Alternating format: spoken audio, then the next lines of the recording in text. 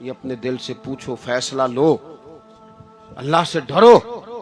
जालिम का मददगार जालिम होता है, जालिमों का मददगार जालिम होता है।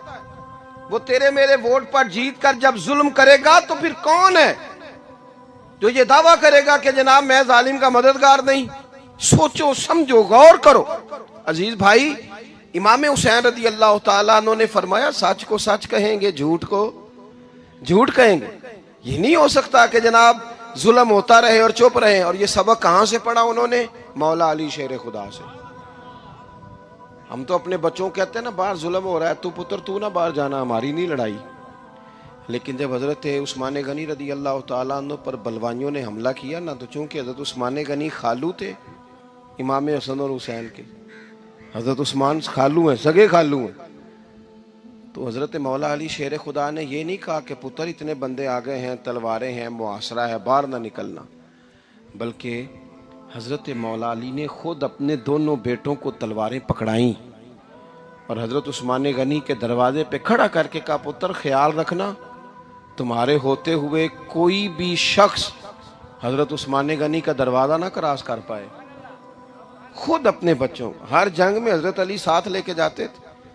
हम तो बच्चों को दिलेरी सिखाते ही नहीं, बुजदिल। और कुछ हमें बाबे मिल गए, वो कहते हैं मुंडे नू साया है। मैं क्या, बाबे नू आप साया है, इनू भी करो दम कराओ, इसको नजरी साया आता। कैसे नादानों से पाला पड़ गया। क्या होता है वो साया? अच्छे भले सियाने नौजवान बत्ती बंद करके अंदर लेटा हुआ बच्चा, बाबे नू बाबा कह गया इनू साया। बाबा केड़ा कह गया? जेड़ा बाहर रोटी लैन आया सी। भी एडी पहुंची सरकार होंदी ते टुकर ही घर खा लेंदी। लोगों के किस्मत का हाल बताता है, अपनी इतनी खराब है कि मांगता फिरता है।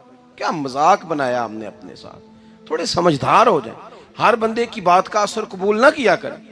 मोमिन के पास ताकतें होती हैं, जो जिधर लगाता है चुप करके लग जाते हो। इन्नल्लज़ीना क़ालू रब्बुनल्लाहु सुम्मा इस्तक़ामू ततनज़्ज़लु अलैहिमुल मलाइका। अल्लाह कहता है तू डटना सीख, रब का नाम लेके डट जा, रब तेरी मदद के लिए फरिश्ते भी नाज़िल कर देगा। कहीं खड़े होना सीखे, जिसका जो मन आता है वो तबाही करके गुजर जाता है, बिल्कुल कतन नहीं। तो इमाम हुसैन ने सही को सही कहा, गलत को गलत कहा, और डट के कहा, और पूरे वसूख से कहा, और पूरी वो हजरत इमाम अबू मालिक खड़े थे ना, तो ये बादशाह बड़ी बड़ी गलत बातें भी करते हैं। अच्छा चले सही बताएं आप, मैं आपको अपनी बात बताता हूं। कई दफा ऐसे होता है, कई दफा कि बात कोई हो जाती है, कर लेते हैं, तो कोई साथी तवज्जो दिलाता है कि आप तो बोलते बोलते ये कह गए, तो एहसास होता है ओहो यार गलती हो गई, हो जाता है। बड़े बड़े जो मुहद्दिसीन थे, बड़े बड़े लोग, उन्होंने कहा यार हमारी ये राय थी, फिर उसके बाद हमें ये पता चल गया, अब हमारी राय बदल गई है, इसको रुजू करना कहते हैं। बड़े बड़े लोगों ने कर लिया। लेकिन हमारी सियासी जमातों का हाल ये है कि उनके किसी कारकुन से पूछे ना, तुम्हारे लीडर ने कभी गलती की है? तो क्या देना, क्यों माज़अल्लाह ये फरिश्ते क्या है, ये गलती नहीं कर सकते। अगर बड़े बड़े लोग कहते हैं यार यहां हम भूल गए थे, ताकि सहाबाए किराम अलैहिम रिदवान अपनी राय से रुजू करते, यहां क्या हाल हो गया, किस चक्कर में हम पड़ गए। जमातों को बुत ना बनाओ, वो जमातें रहने दो, अगरचे बुत हैं जमात की आस्तीनों में, पर मुझे हुक्म अज़ां ला इलाहा इल्लल्लाह। तो सच को सच, झूठ को झूठ। हजरत इमाम अबू मालिक खड़े थे, तो हारून रशीद बादशाह था। कुछ बड़े खुशामदी लोग होते हैं, नहीं जी नहीं सरकार आपकी तो क्या बात है, क्यों जी इतनी तारीफें क्यों कर रहे हो? कहते हैं इसने खर्चा किया, मस्जिद बनवा के दी है, ये जनाब चंदे देता है।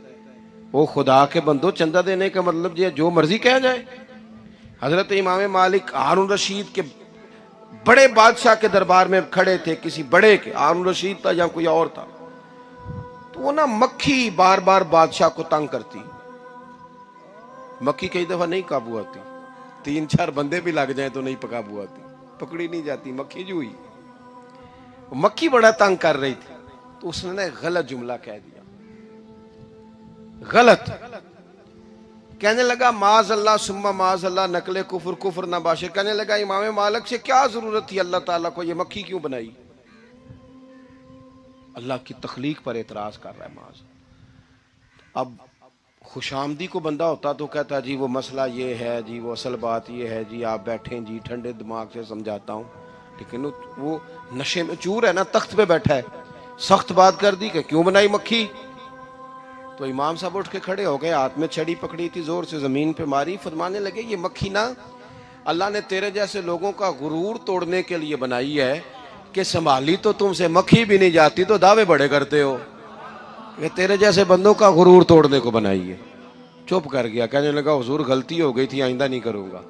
तो आप जब झूठ को झूठ कहते हैं और सच को सच कहते हैं, हक की तारीफ करते हैं, बातिल को बयान करते हैं, फिर लोग मुखालफत करते हैं। अब जब लोग मुखालफत करेंगे फिर तकलीफ आएगी, और तकलीफें बड़ी सोहनी होती हैं।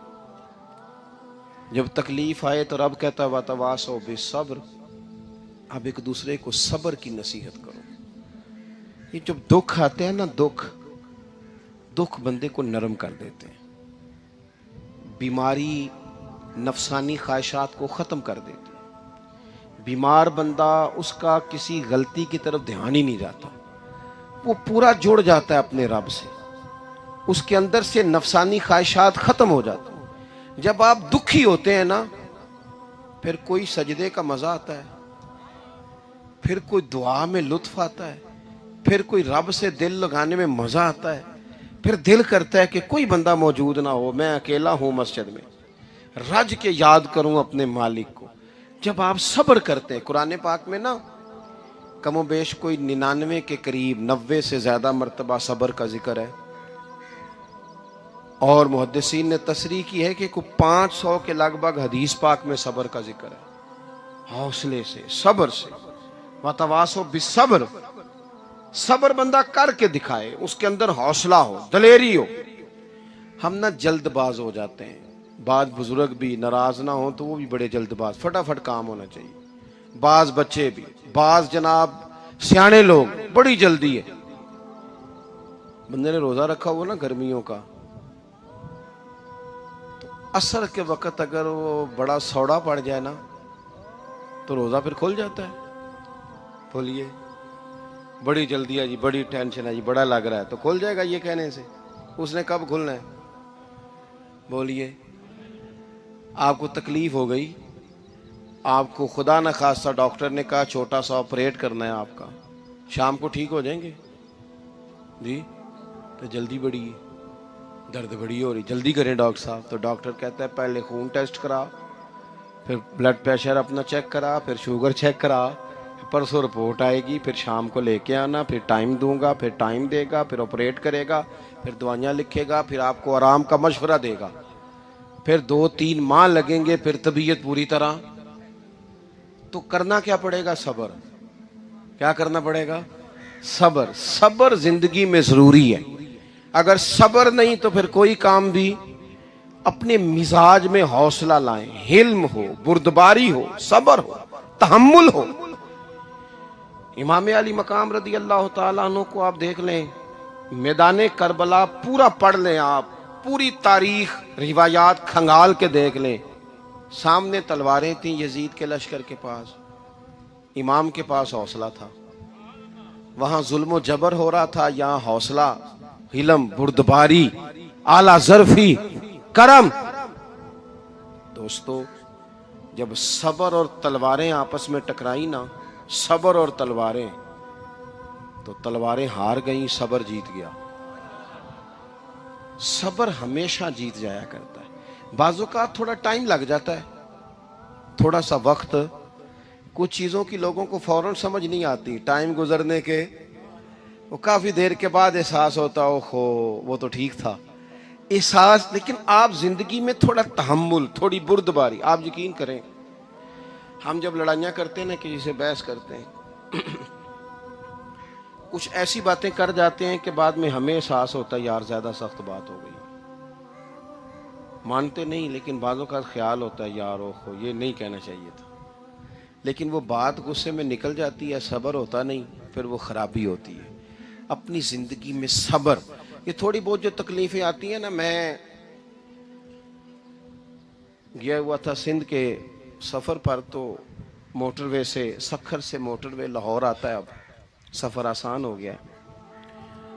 तो मैंने अपने ड्राइवर से कहा, लो मियाँ अब सहूलत हो गई तुम्हें, अब तो सारा मोटरवे लाहौर तक आसान हो गया।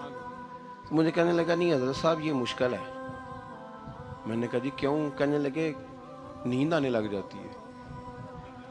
बिल्कुल सीधी सड़क है ना, अगर कोई स्पीड ब्रेकर हो, कोई रक्शे वाला भी आए, कोई रेहड़ी वाला चाचा नाराज भी हो कि वेख के नहीं चलाई जाती, तो बंदा थोड़ा जागता रहता है, थोड़ा ना वो। तो जिंदगी में जो जो रुकावटें आती हैं ना, ये तो बंदे को जगाने के लिए आती। इन्ना माल उसरी युसरन, इन्ना माल उसरी युसरा। एक दफा अगर मुश्किल आए तो अल्लाह दो आसानियां देता है। हम ना घबरा जाते हैं। ये दुख तो बड़े प्यारे होते हैं, ये तो बड़े नफा बख्श होते हैं, ये तो फायदा करते हैं बंदे का। तकलीफें जैसे जैसे जिंदगी में आती हैं, बंदा पालिश होता जाता है।